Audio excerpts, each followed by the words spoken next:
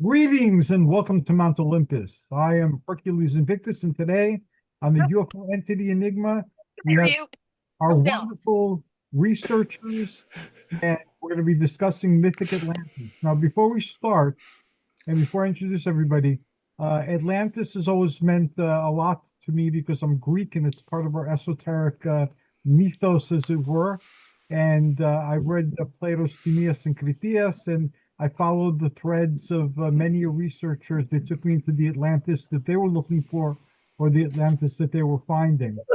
And when I first moved to northeastern New Jersey again, the first thing Athena, my wife, and I did was we had a Mythic Atlantis event. And then Nick Curto from our group was there, and several other people were there. And it was a success. It paid for itself, and we made a little bit of money on it. So it was a successful event. But alas, we never had it again. And we had several shows on Atlantis, but it's been a while, and I'd like Atlantis to return again, if not to our world, to my show. So thank you everybody for coming here and sharing what you know of the mystery of Atlantis. And we have Tim Swartz with us today. Greetings, Tim. Hi, Hercules. Thank you for having me today. Thank you for being here. And we have Alan Greenfield. I'm here. Yes, you are. I'm glad. Thank you for being here. We have Paul Dale Roberts. Greetings, Paul. Hey, greetings. I love it. I'm here. Let's talk about Atlantis. We definitely will, and thank you for being here. We have Pamela Joy Fernslerand. Greetings, Pamela. Hey there. I'm glad that you're here. Okay. And we have Michael Del Rusi. Is Michael here yet, or Watch it, cat. Michael Del Rusi not here yet? We have Michael Kopf. Greetings, Michael. Thank you for having me back on. Thank you for being on, and I love the art you created with AI, and hopefully we'll be seeing a lot more of your art on your appearances on the show. Thank you. I'm looking forward to it. And we have one more possible guest, Setna Kmet. Is Setna here? No? Okay, so we're without Michael and Setna. So we will start in the beginning, where we always do, with Tim Schwartz. Tim, what can you tell us about Mythic Atlantis? Oh, my Atlantis. Isn't it amazing that it was Plato who first introduced us to Atlantis all of those centuries ago? And here we are in the 21st century, still talking about it, still fascinated by it. I think that alone is an amazing thing, that you have something from that far back, from Plato's dialogues, that has gripped us so intensely that in 2026 we're doing a show about mythical Atlantis. It's really mind-boggling, and the thing about Atlantis is that it has really brought in so many different facets of mythology. The first thing that comes to my mind is that, and a lot of people may not realize that, is that the whole UFO phenomena has also managed to bring Atlantis into it as well. There have been contactees who have claimed that the UFO occupants that they came into contact with were descendants from Atlantis. And then, of course, you have the whole Shaver mystery, which brought in Atlantis and Lemuria into it, except that Shaver had his Atlantis millions of years ago into the past rather than what is it like? It's supposed to be like about 12,000 years ago, I think is what the current estimate is supposed to be. But there is something fascinating about the whole idea of a civilization that existed, on this planet before our current civilization, and not just a civilization, but a supposedly a technological superior civilization, even though that wasn't. I mean, it was somewhat part of Plato's dialogue. I mean, the Atlanteans, were they were a seafaring people and conquerors, and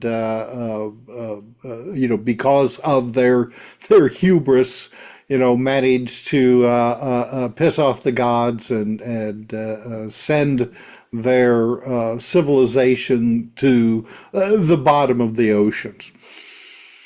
And there's been speculation over the centuries about where Atlantis existed. You had that it existed past the Pillars of Hercules, which is the Straits of Gibraltar, out somewhere in the Atlantic Ocean. And of course, modern interpretations have it possibly being what's left of the island of what is it, Santorini? Am I pronouncing that correctly? Hercules. Santorini. Say that again. I'm sorry. Santorini. Santorini. Yeah, I'm terrible with names. Because when that volcano blew, I mean, you might as well have, if you were there and survived, it was the end of the world. So, you could see where these legends come from. And of course, Plato supposedly got his from his ancestor Solon. Am I pronouncing it? Solon the lawgiver? I'm terrible with names, as everyone knows that. So, Great with them. I'm sorry? You're doing great with the Greek names. I'm impressed. Yeah, well, I have trouble pronouncing Anglo-Saxon names, Hercules. So, when it comes to, anything beyond that, I'm terrible at it. But supposedly these Egyptian priests, read the story all out of their temples and pillars, and then relayed the story to him. But then you had people like the sleeping prophet Edgar Casey, who during his channeled messaging talked about Atlantis, except that, Casey, I think, was probably one of the first to introduce the idea that Atlantis was far superior technology-wise, maybe even to what we have today, making the use of especially like power crystals that were part of the destruction, of that civilization. And I will show you here. This is supposedly an Atlantean power crystal, or what's left of it. Oh, I've got one of those. Yep. As provided by the late great Timothy Green Beckley. Supposedly this was just like a shard of the power structures that took place over Atlantis. But you have a lot of different civilizations that arose that claimed that they received their knowledge from an even older civilization, which has led people to speculate that these were the remnants, the colonists of Atlantis who weren't part of the original destructions of their civilization and managed to survive and pass along their civilization, their ideas and mathematics and agriculture, things like that, all across the world as well. I was reading this today, and I didn't realize this. There is a specific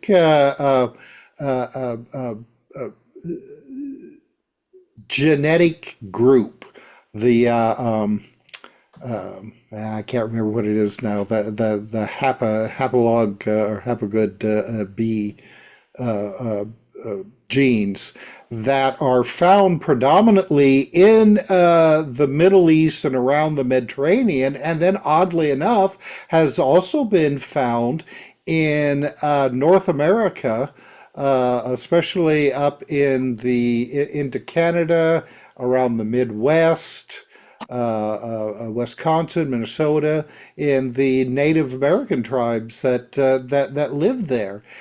Which of course makes you wonder if this wasn't a genetic group that actually existed in, whatever Atlantis was, whatever that civilization, that ancient civilization that existed maybe during the last ice age, and may have been destroyed when the polar ice caps melted, or there is the idea also that there was a comet that struck the Earth somewhere in possibly North America, Greenland, someplace like that, that devastated a lot of areas. And I mean, there's a lot of good evidence this happened, and may have been the reason that this ancient civilization went under.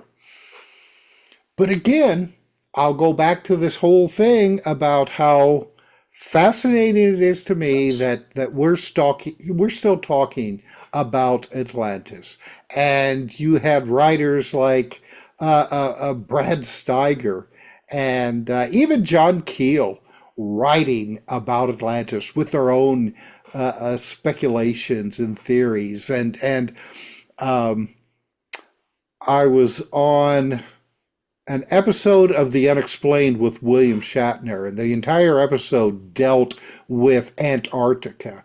And one of the big underlying themes of this episode was the possibility that Antarctica at one time was Atlantis, because we know that Antarctica hasn't always been, at the South Pole, and that it drifted from the north down to where it was. And we there's fossil evidence that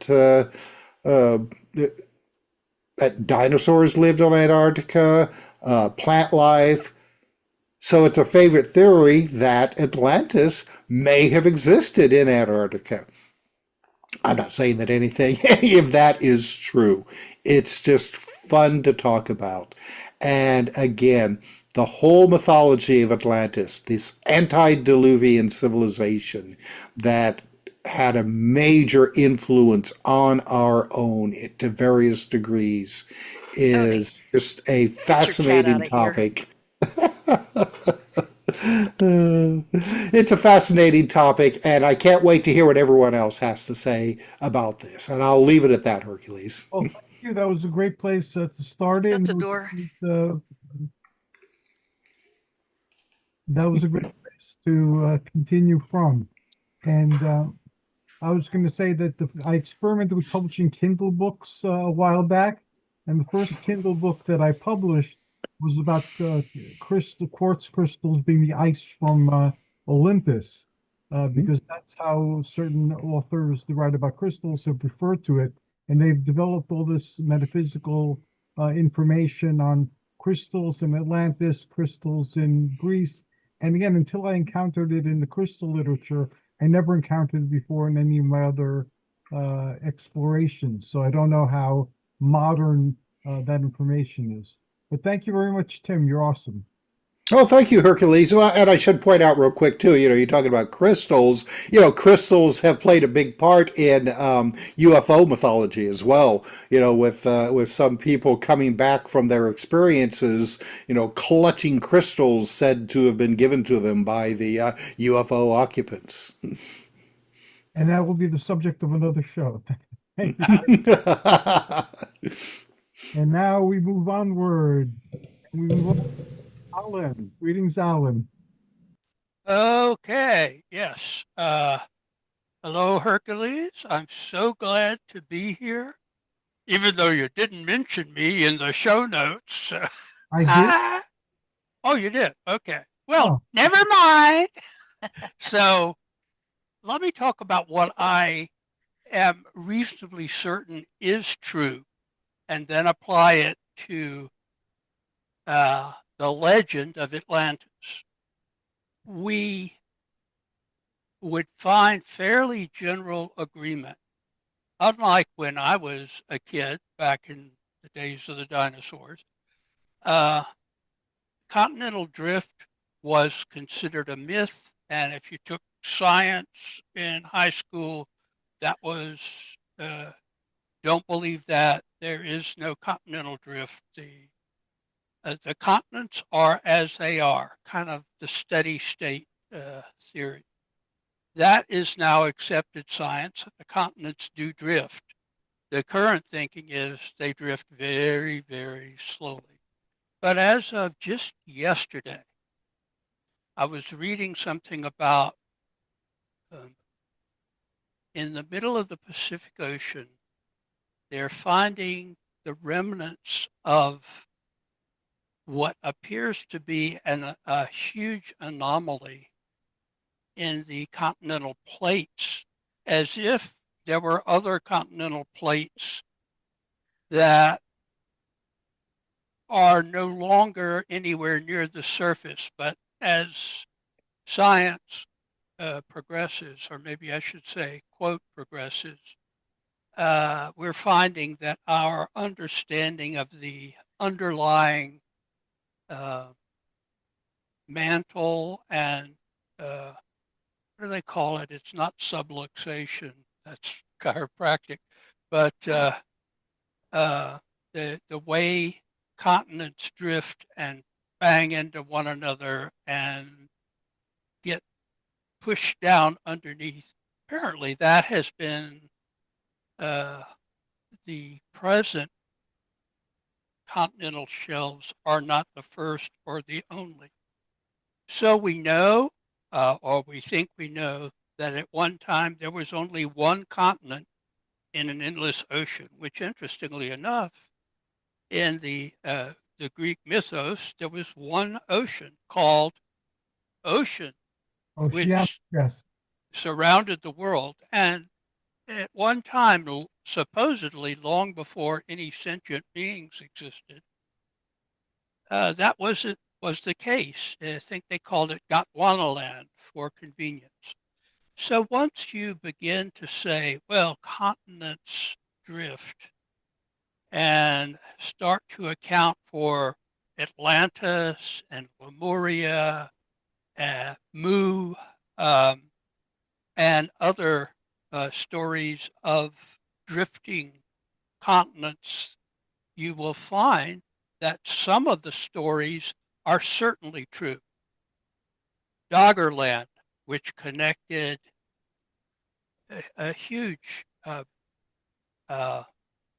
body when it was above the water, connected Britain to Europe. I know that the British probably are not real happy that that ever happened, but nevertheless, people lived there, and for a very long time during the last ice age, there's only so much water, yes? And when water is frozen, as we all know from Science 101, it tends to make the level of the oceans lower.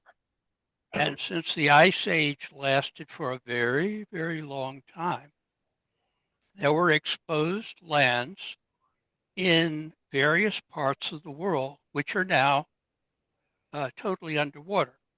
Doggerland is one. Beringia, which linked Asia and North America, is another. And a full continent called Zealandia. I'm not making these up. These are names that geophysicists, I guess, have made up to account for what amounts to continents that are certainly sunken. And then, of course, the reason that lemurs are called lemurs is because they are accountable only on the Indian subcontinent and on the eastern islands off the coast of Africa.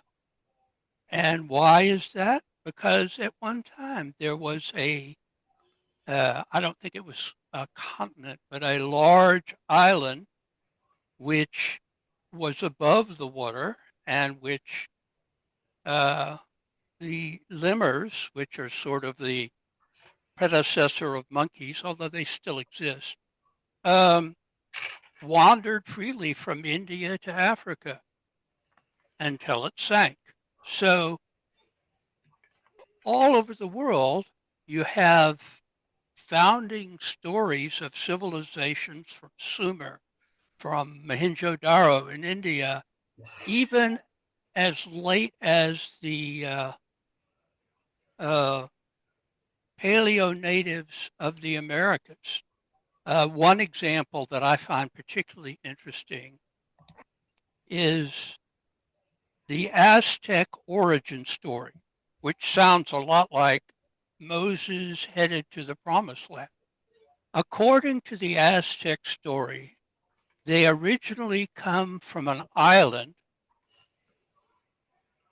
that was north of where the Aztecs eventually settled in the Valley of Mexico, back when they called themselves the Mexica, thus giving Mexico its name.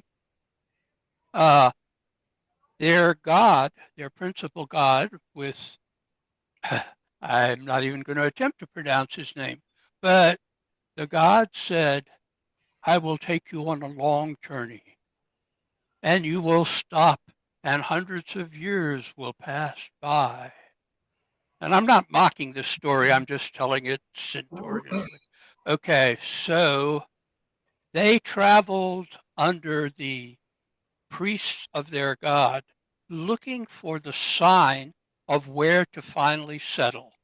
And for 200 years, they wandered, variously described, probably from somewhere in southern Arizona, which, by the way, was originally a sea. My advanced education was in Tucson, and we could go up out in the desert and pick up fossilized, what were they called? They looked like bugs, but they weren't. Precambrian. Anyone help me on that? Anyway, they were beg pardon? Were they trilobites? Yes, trilobites. You could pick up trilobites in the desert because that was all in primordial seas. So the Aztecs said, we come from Aztlan, an island where we traveled to what amounts to northern Mexico, stopped along the way looking for the sign, and the sign that they were given was a common one all over the world, which is a snake in the mouth of an eagle, a symbol you will find in many, many cultures. And when they finally saw that, which, by the way, is the central symbol on the Mexican flag to this day, that's where they settled in a very unpromising swamp and became the dominant force in Mesoamerican civilization. It sounds a lot like the story of Moses from Egypt to Judea. And I'm not saying they're the same story. I'm saying that you have this whole set of legends of the lost land. We know there was extensive flooding as the ice melted at the end of the late the last ice age, and a lot of places sank. So were there civilizations before that? Well, every rock that they kick over, they find a way to revise their history. One of the latest things is, well, long before Columbus, apparently the Polynesians came to South America. So the theory that some people, including advocates of continental drift, came from was we're not talking about space beings of an advanced technology. We're talking about human beings that were later considered to be gods because they were a maritime civilization that traveled the entire planet, mapped it, of which we have relics of the maps. There's a great book by Charles Hapgood with a foreword by Albert Einstein called Maps of the Ancient Sea Kings, I believe was the name of it. And that was something I read in my youth, and I thought, yeah, clearly there is some kind of prehistoric, in the literal sense, world culture of sea navigators who mapped perhaps the entire world. There has been so much lost. I think it's something like 97% of all named documents from antiquity that are lost. We know the names because they're mentioned in the ones that have survived, which are a considerable number. But most of the known documents of antiquity are lost. And there's a catch there as well, because how many documents that weren't mentioned in the surviving sources were there? And the probability is many, many. So you kick over a rock and you find Mohenjo-Daro in India. You kick over another rock, you find there was a whole civilization just at the time when the Ice Age was ending in what is now Turkey, as they're calling it this week, that really doesn't fit the timeline of civilization as of 20 years ago.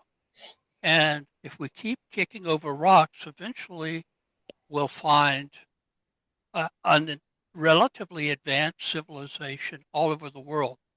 And if that doesn't fit Atlantis and Lemuria pretty closely, I don't know what does. It's part of the legendary origin story of virtually every civilization that goes back to at least Neolithic times and probably beyond.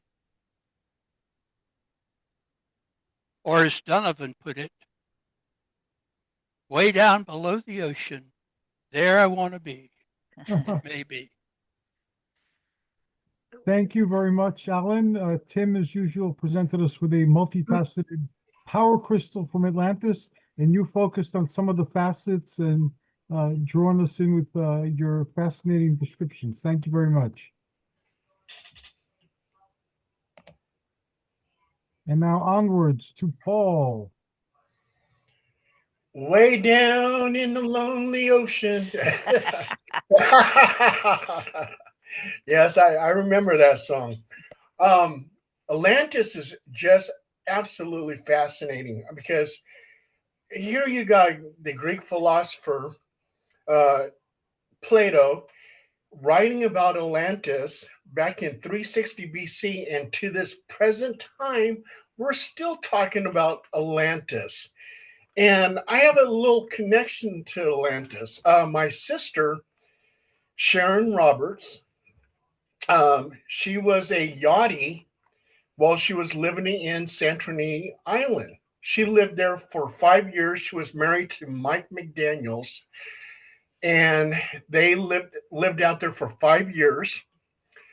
And he was a maritime archaeologist. And the people that they talked to that lived on that island actually believed that Santorini Island was part of Atlantis.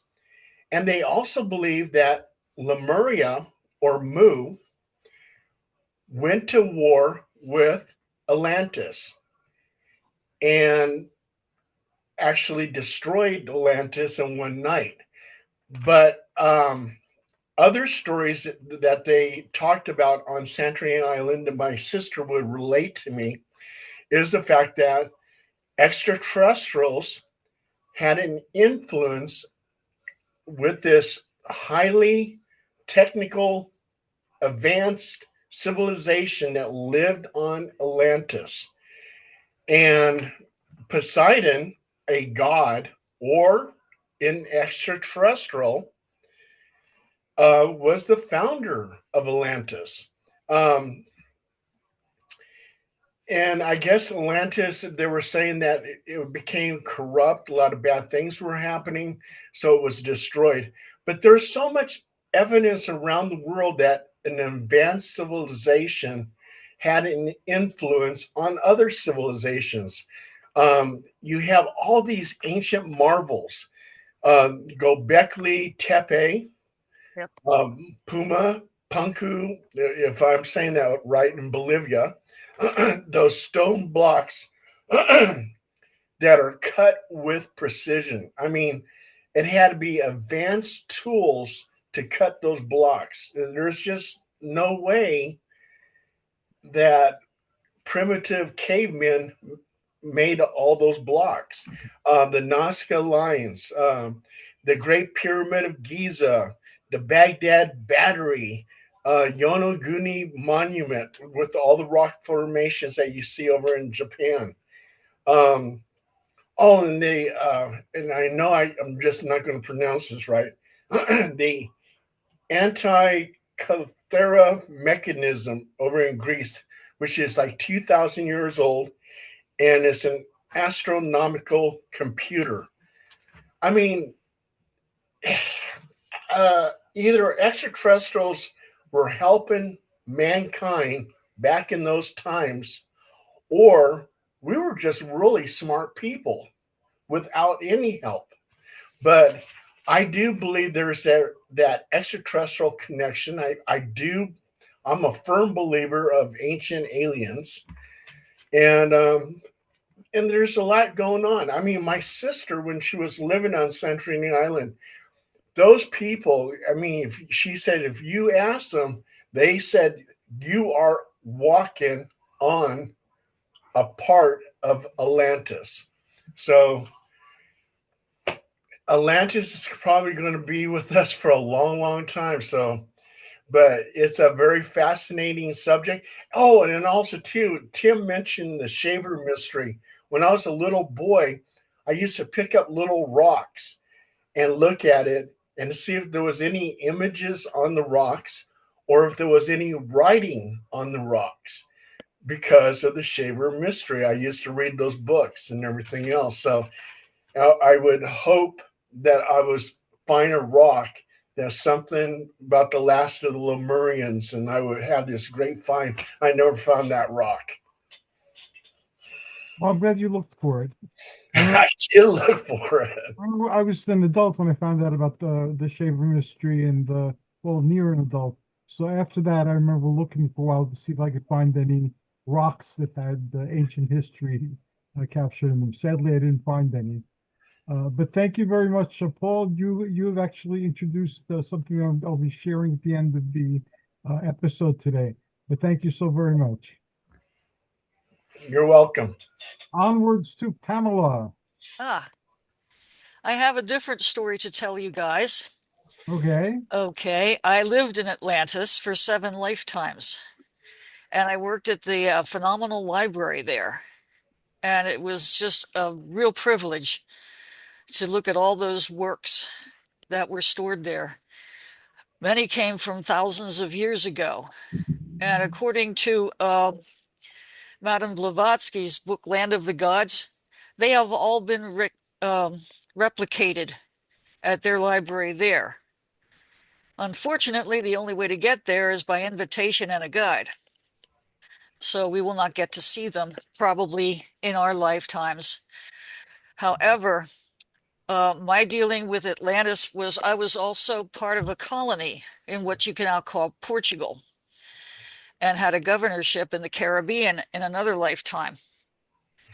I visited that, went back in 2003, and I looked at my lifetime mate and I said, we're home. So it felt familiar. You're supposed to pay to go down there, but we just slipped by because it just felt like we could and we should have. And that was my experience with that.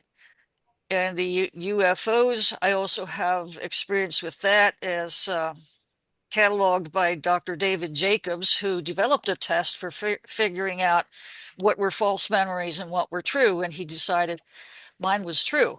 And pretty much only about 10% are actually true. So those records have been lost to history because they were made on tapes, which, degrade over time. I don't even know if he's still alive, but they were made back in 1997 and categorized what I saw with the UFOs.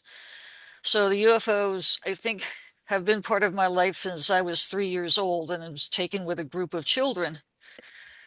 And there are some rumors about what they did with the kids and how they would separate them, and some would turn out to be really good people and others not so much. They didn't turn them evil, they just turned them out to be opposites. I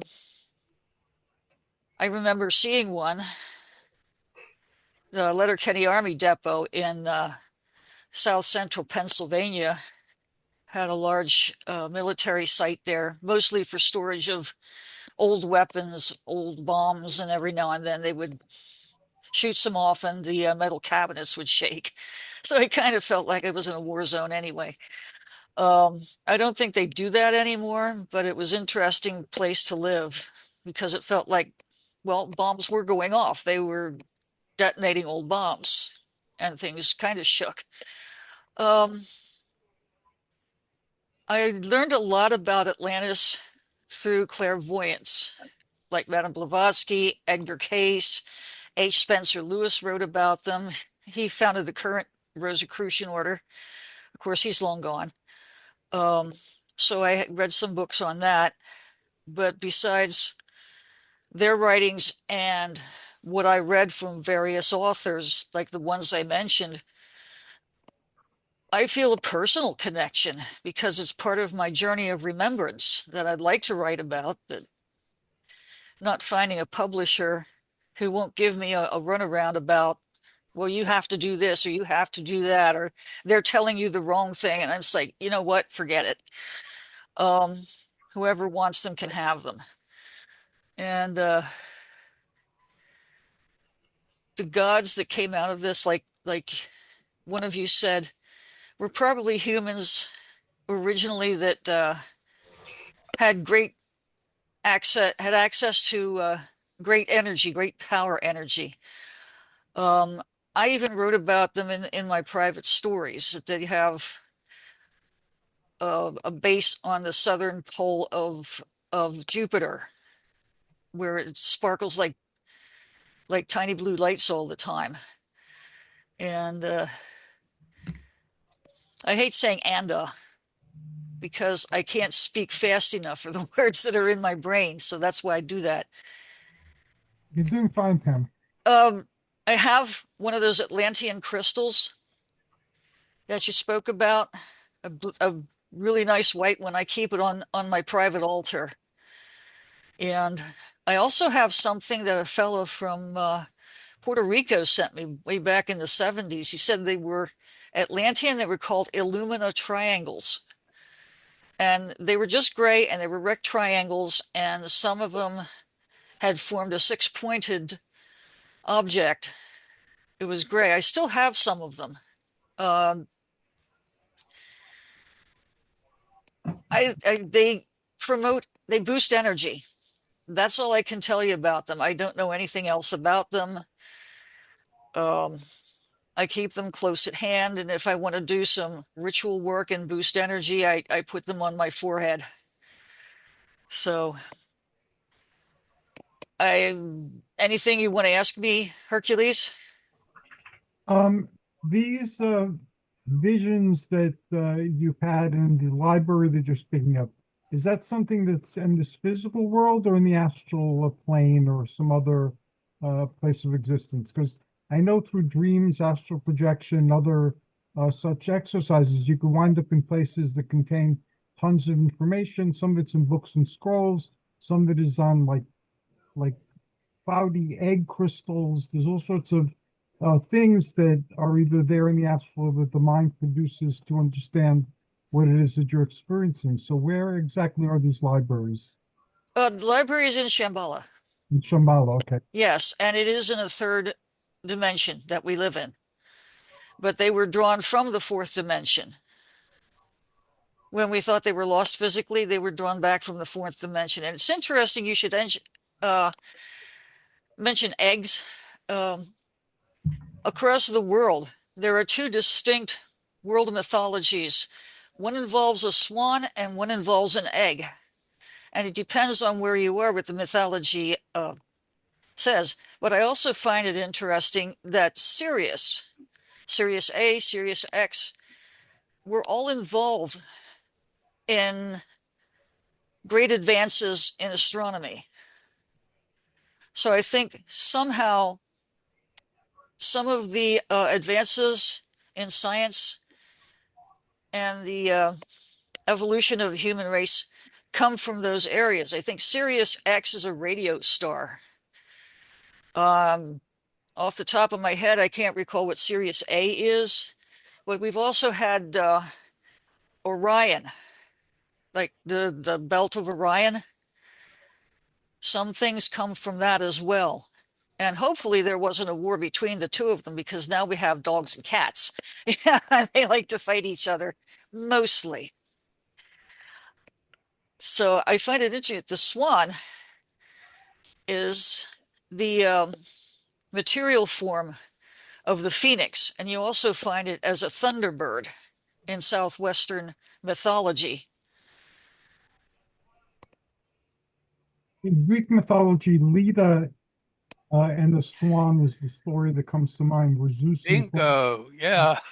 um, You want to go there? I don't think we want to go. Leda, and she gave birth to two sets of twins that were hatched from eggs. It was Helen of Troy and her sister Clytemnestra, and then Castor and Polydeuces, or Pollux, as he's called in English. So there's that mythology there. And also Lemnian Greek, which is where the Argonauts found the women warriors, like the Amazon island they went to. And according to further mythology, what do you call it? Hercules visited them when he became a god on Olympus to get a bow from someone they had left behind, so that the Greeks can win the Trojan War. And the children of the Argonauts and the Amazons, they were the rulers of the island, but there was a revolt and they got kicked out. And they supposedly went down to Africa and became one with the Dogon tribe. And the information about Nomo and the amphibious aliens that keep popping up in the literature, like in the Serious Mystery and other writings, near Lemnos, there was a mermaid colony that figures in the myths of Hephaestus, and it was led by Queen Kabiro. And there were mysteries called the Samothracian mysteries, which are rumored to be the same on Lemnos, where the Kabiri were celebrated. So that whole thing with the Nomo from obscure Lemnian mythology made its way into the Dogon mythology later on. Yes, and there were three tribes. I'm not sure if one came from the other or not. There were the Libyans and the Scythians. I'm not sure who the other ones were, but I have a whole book on Amazons that I got a long time ago.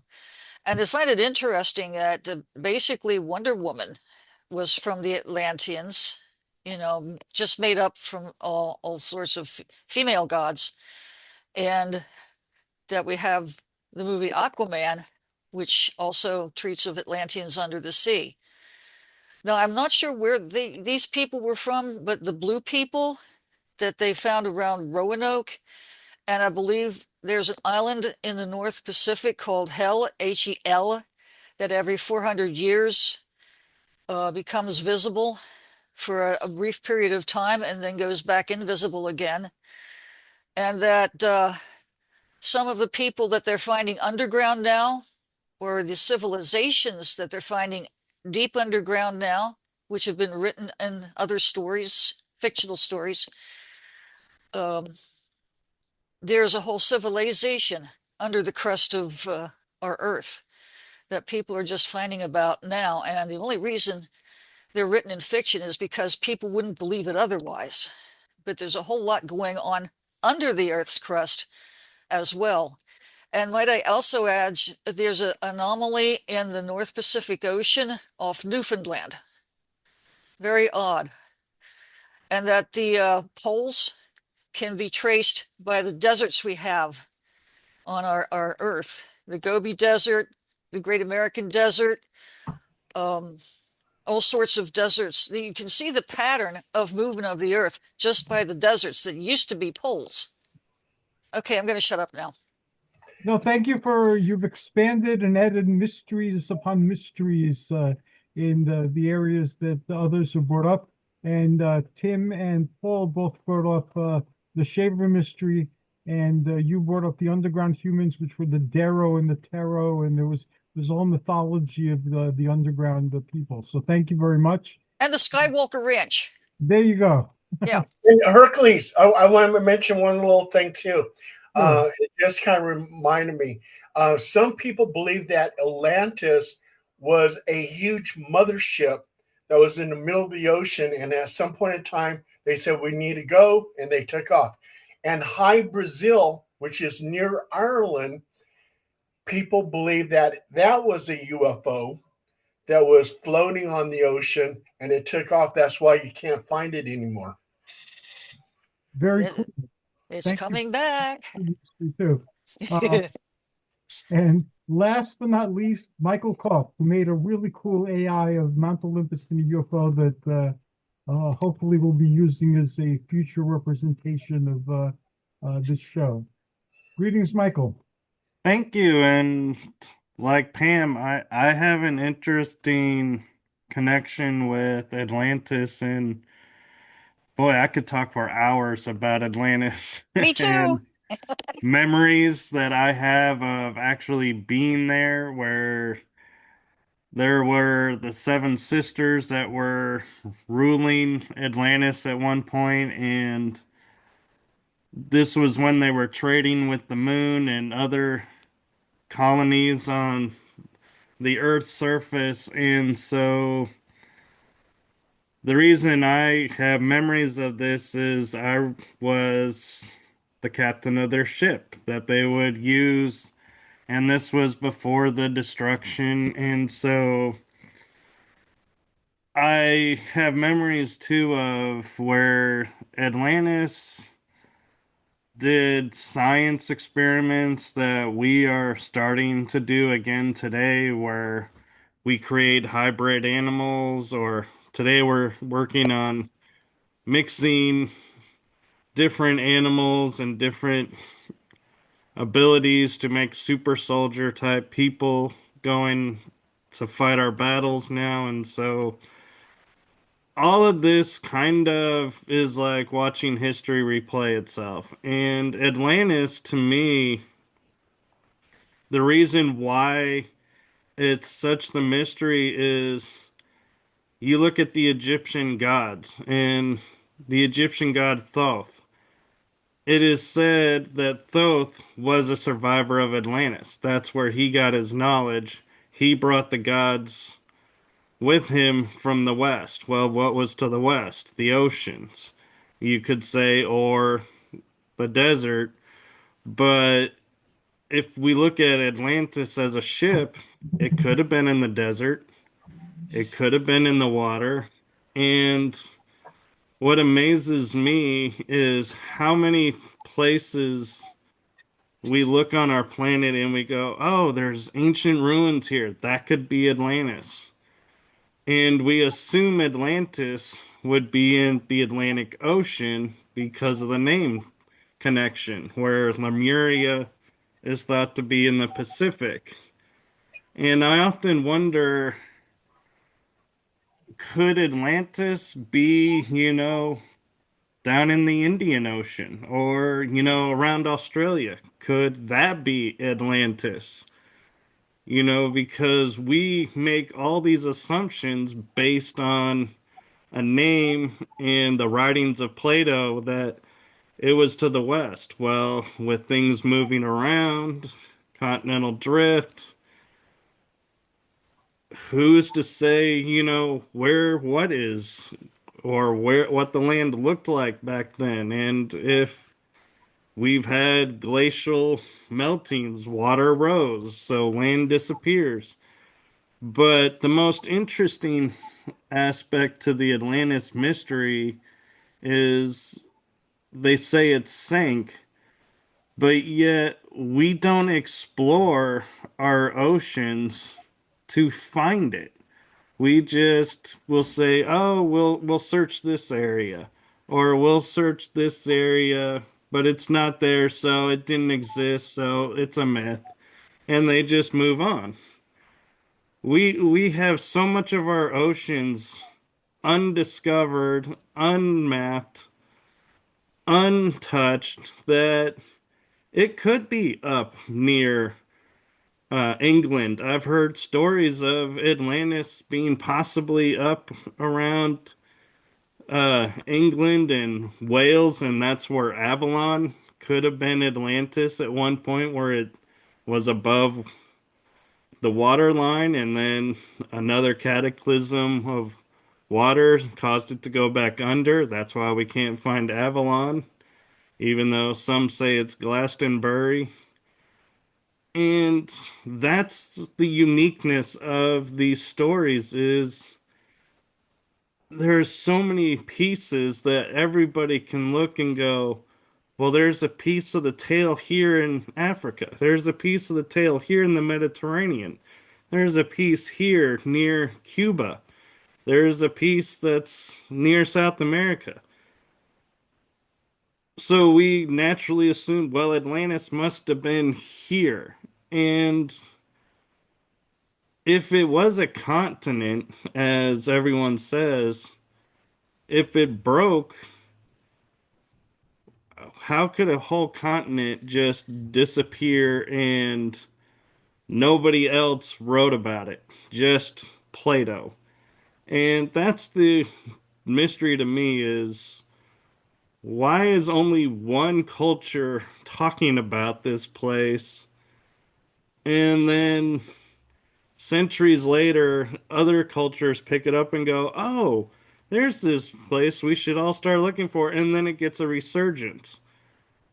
Where were the English talking about it? The Celts, the Saxons? Where were the indigenous people? And I think the problem we have today is we look at everything through modern eyes, modern language. And I brought this up when we were talking about on another show, when you see a UFO, we call it an unidentified flying object or a spaceship. Back in the days when Plato was writing, they didn't have spaceships. They didn't have, terminology like we have. So they would call it a chariot or a flaming disc. Well, in that case, we have to take Atlantis and break it down to our most basic language to try and figure out where is it really, because we keep looking at it with modern maps, modern everything, but that's not when the story existed. That's not when the land existed. And I kind of am like Paul when he brought up, was it a spaceship? I thought that was the greatest thing when Stargate Atlantis came out. And they talked about this city being shielded and rests on the water and can go anywhere it needs to go. And to me, I was like, well, if we got an island that's no longer an island on our planet, and there's no like coastline that's changed because the volume of water has changed, this continent must have been sitting on the water, not in the water, and therefore had to take off because we can't find it. It left. That's science making sense, but then we're assuming science is right to start with and that we understand how water displaces and everything. And so we really got to sit back and look at and go, could Egyptians be Atlanteans, some of the survivors? Could the Greeks be some of the survivors? The Romans, the Celts, all these cultures around the earth that just mysteriously have a jump in evolution that can't be explained in technology. We just say, oh, well, the ancient aliens came and helped them. Well, that's very possible and very plausible, but could it also be that Atlantis, there were more survivors than they thought, and they were able to sail out or land craft further out, and all these cultures around our planet are really Atlantean culture based through mixture.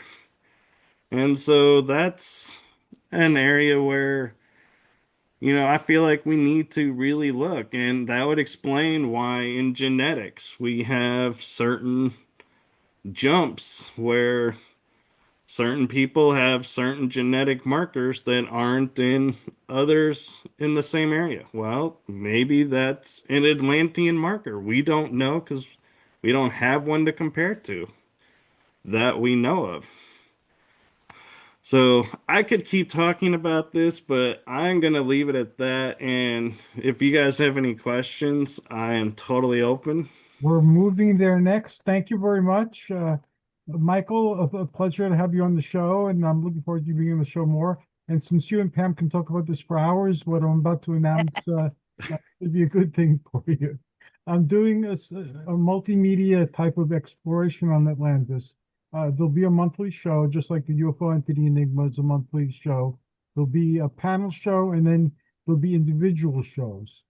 So I have a lot of hosts who have something to do with Atlantis, whether spiritually, metaphysically, in terms of research or so forth. So we'll be focusing on different facets of the mystery. The goal won't be to get an answer, but to help people find the Atlantis they're looking for. And I've come to believe in my late 60s, as I approach my 70th year, that we live in stories, and the stories define our reality. So finding one's stories or the stories one chooses to believe in is a very important thing because it influences how you view your life and all things in it. So it'll be a spiritual and fun adventure, and I'll invite you and Pam first. Oh, thank you. And Thank you. I love that idea. anyone else who wants to join is welcome. And now we'll go backwards with the contact information and questions. Michael, since you were the last to speak and the last on the list who's here today, how can people find you and contact you? And also, if you have any questions to ask anybody that's spoken before, now's the time to do it. You can find me on Facebook under my name, Michael Kopf, and I am on YouTube. And let's see, questions would be, I think I would ask to Paul because he seems to go more with the ancient aliens. The theories that, like, where I've heard certain stories of Atlanteans trading with the moon as it's a colony of alien races up there, or was destroyed before the moon appeared. What's your thoughts around that? Do you think that's plausible and within the realms of what we know of Atlantis, or do you think that's people grasping at straws trying to embellish the story? And Michael, who are you talking to? Just to me? Yeah, I was asking you, Paul, because you brought Oh, it up, and so um, my thoughts with Atlantis is I don't know because I wasn't there. Um, it would seem like you and Pam would have a better insight because you feel like you were part of Atlantis in a previous life. So um, I kind of believe that because at one point in time, I met a person who claimed up and down that she was reincarnated from Atlantis. She lived with that civilization. And she had all the answers of everything what Atlantis was and everything. And I introduced her to best-selling author Brad Steiger. Brad Steiger actually did an interview and placed some of her information in one of his books. So I wish I could say I have a good insight. I just believe that because of all the advancement in all these different civilizations on Earth, they were influenced by somebody somewhere, somewhat. I mean, it came from somewhere. So it's either extraterrestrials. We were just damn smart, and then we built these pyramids and everything else. So that's kind of how I look at it. thank you. And I'll yield there and let Hercules pass it to the next person. Thank you, and we pass it to Pamela. Oh, yes, you can also find me on Facebook as Pamela Joy Fernsler. And you can also use the ancient technique of email, pjfernsler@outlook.com. Thank you. Do you have any questions to ask anybody, Pam? No, not right now. Okay, thank you very much. Paul? Yeah, I'm easy to find. Just Google or Bing my name, Paul Dale Roberts. All my articles, I have my contact information. You'll see the paranormal hotline. You'll see the email. I have books with Amazon. I have books. Um, I got just to let Greenfield know some of my books you have to pay, especially the printed ones. But a lot of the ebooks are free. I have them on the Internet Archive, and I have them on Google Books and Google Play. So, and I'm starting to sell some of my ebooks on Google Play. So, anyway, I'm easy to find. Thank you very much, Paul. Do you have any questions you'd like to ask anybody or any statements you'd like to make? No, no, just I'm really happy to see everybody here, Michael and Pam and Greenfield and Tim, and it's just nice to good crowd here. Would you like to be part of this Atlantean adventure, an occasional guest or regular person? Oh yeah, absolutely. Fantastic. And you had invited me to something. It looks like I can have that free.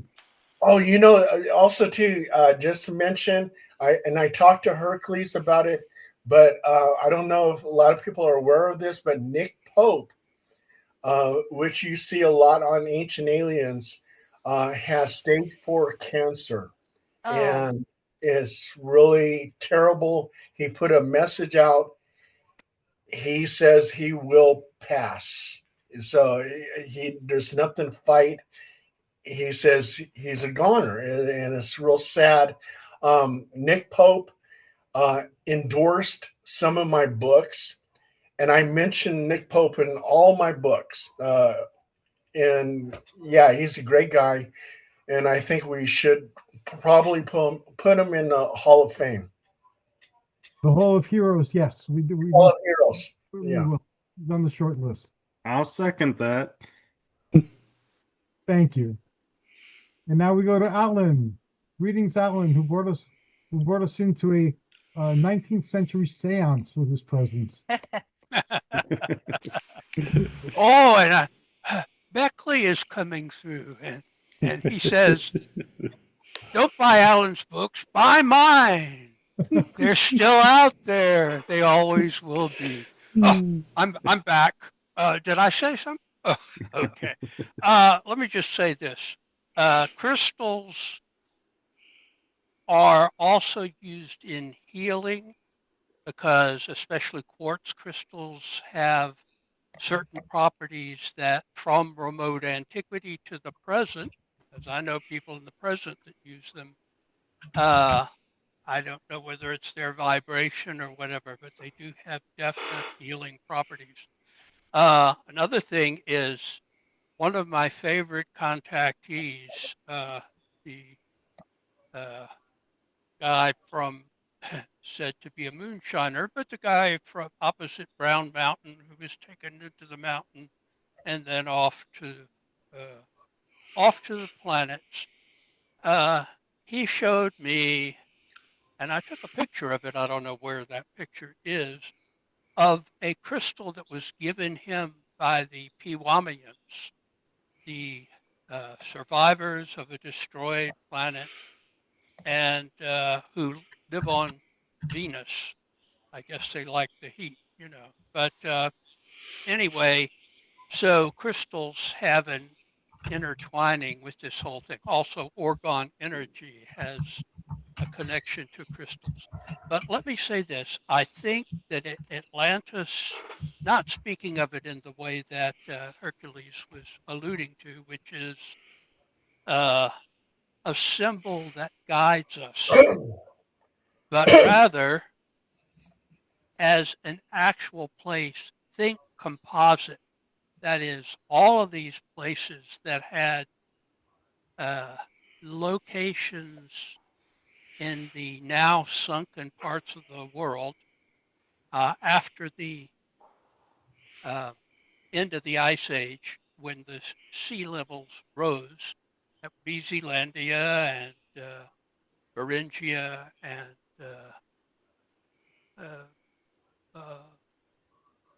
Doggerland, the whole set.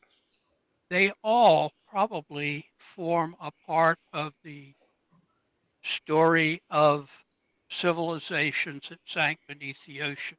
That may be true of Avalon as well, but I do think Avalon is actually a place in another dimensional structure. Anyway, think composite, and you may be coming very close to the truth about where Atlantis is. Atlantis is in all of these places. And as Hercules is putting it, in the heart as well. To get in touch with me, I'm on Facebook daily, on X daily, on Tumblr daily. Basically, it's all the same stuff. So it's not like I'm that prolific. And where else? Oh, this interesting place called Threads, about which I know nothing, but I post there anyway. And I am told that I now have a new website, and it is alangreenfield.org. That is alangreenfield.org. And of course, my books are on Amazon, and as I like to put it, wherever fine books are sold. Thank you, very eloquently said. And we will also be starting a series of shows based on Alan's writings. So stay tuned for that. But we're going to cover all his books. His books are very creative and full of obscure arcana that is difficult to come by anywhere else. So I highly recommend you look at his published library. And of course, we're fortunate enough to have him on the show. Alan, do you want to be invited on this adventure as well if you have the time? Sure, I have. I mean, Atlantis is a key foundational factor, and I would love to be a part of that. Thank you. I'm greatly honored. And last but not least, Tim Swartz. Well, thank you, Hercules. Something that I was going to mention in the beginning of this program is about Atlantis and how we're still talking about it today. But look at all of the movies and television shows and cartoons that have been made over the years about Atlantis. I mean, if Atlantis was an actual civilization at one time, I think that they would be aghast to see all of these different, especially movies about them, war gods of Atlantis, Atlantis, the lost continent, what was it, Catwomen of Atlantis, to me, it's just eternally fascinating how it's become really such a part of our pop culture. It really has. There's even a cartoon, a television series cartoon called Futurama, which takes place in the year 3000.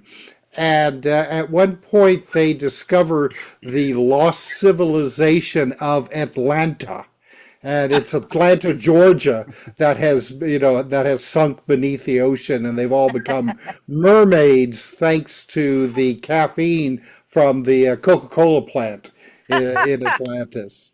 So that's just again, that's just part of that amazing pop. Yeah, there you go. It actually caused the residents of Atlanta to evolve rapidly into mermaids, mermen, that sort of thing. But again, it's fascinating how this whole concept has really become such an integral part of our own culture after all of these centuries in all kinds of diverse factors. But as for myself, if anyone is interested in reading all of my books, easiest place would be to go to Amazon.com and type in my name, Tim R. Swartz, and they'll all come tumbling out for your reading pleasure, both as print and ebooks. Our most recent book that has been published, and it's been out about a year now, so I mean it's starting to get a little long in tooth, is called A Weird Time, Exploring the Mysteries of Time and Space. Paul and Hercules have excellent chapters in this book. Our new book, which will be coming out sometime in the next few months, keeping my fingers crossed, is called the Persistence of Ghost, and it's about the persistence of ghost. I'll leave it at that. And I've got a website which I've been trying to work on it, but right now it's just kind of a placeholder site till I can get some more stuff on it, and it's timrswartz.com. And if you want to email me, you can email me at trswartz@gmail.com. And thanks again, Hercules. This has been a fascinating conversation, and I look forward to our next one. I do too as well. Would you like me to invite you on the Atlantis quest? Do you have time to join us for an episode or three? Oh, absolutely. Absolutely. I don't know how much I can contribute to it, but I can ramble on with the best of them. Very good. And Hercules. This is prophetic. My next conversation with Brian Walker and Nicholas Dyack and Michelle Brittany, who have the Sword and Sandal Cinema shows that we do. I was going to ask if we could focus on Atlantis every few months and look at those cartoons and movies and things like that. Yes, Paul. Yes, Hercules. I have to mention, you're talking about pop culture. Atlantis is featured in Marvel Comics with Submariner in Atlantis. Yes. Yeah. Yes, DC Comics with Aquaman in Atlantis. And what's kind of unique is DC and Marvel at times work together. And so Aquaman in his DC universe can go through a dimensional portal and meet Submariner. So Aquaman and Submariner have actually met. And they're two different Atlantis, but they're in the same position on Earth. And they coexist, but in different dimensions. Very cool. Thank you for letting me know that. I will look that up and enjoy reading about it. And I was talking to Alan before the show. Um, and I guess I'll share the story here as well. You guys have heard of Unarius? I like Mhm. these people. They're interesting people. I've been interacting with them for over half a century on and off, and I'm familiar with a lot of their writings. I was reading the Atlantis series, and the Unarians maintain that you can communicate with the spirits that are talked about in the books rather easily. So while I was reading about Atlantis, and their Atlantis is explained in, I believe it's 5 books, and then another book on the serpent cult. So I was reading the first Atlantean book, which Poseidon is like a barbarian king, and he's in contact with UFOs under the guardianship of Maitreya, and it's again, it's really interesting stuff. But I asked to speak to Herodotus, who was the um, narrator of these tales. So spirit did appear and claimed to be Herodotus. So I asked, "Are you the real Herodotus?" So he said, "Are you the real Hercules?" Yeah. I said, in a manner of speaking, yes, I'm the Hercules that is here now doing this. So he goes, "There you go." And then he proceeded to explain everything puzzling in Herodotus's histories that I found puzzling anyway, and shed light on how all the information he had about the Hercules that was there before the Greeks connected with each other. And these were insights that I didn't come to on my own, um, but came to from what seemed to be an external source. And Herodotus is not in my beck and call, but he pops in every now and then with information that's helpful in my researches. So I just wanted to share that with you guys here and now as well. And I'll be looking with the show at some really rare and obscure arcana on Atlantis. I'm starting with the theory that Atlantis is in Morocco. And initially, I thought I wouldn't find anything of merit there, but I'm finding that they actually have a lot of merit in that explanation. And it ties in with the golden apples of the Hesperides and the Seven Sisters, which you guys had mentioned. So I started that on a web page on Facebook. So I'll invite you all there if you'd like to participate in that or not. So I'm really looking forward to this new adventure. I want to thank you all for being here. Happy belated Valentine's Day to you and to those who you love. And I look forward to our next conversation. Thank you very much. Thank you. Thank you. Okay. Thank you. Bye bye. Bye bye. Pleasure.